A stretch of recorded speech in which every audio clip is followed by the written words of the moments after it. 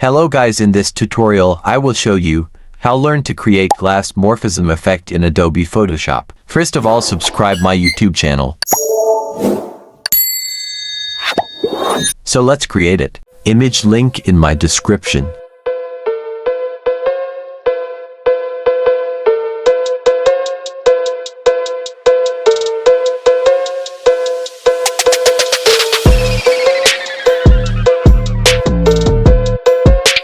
Follow my all settings.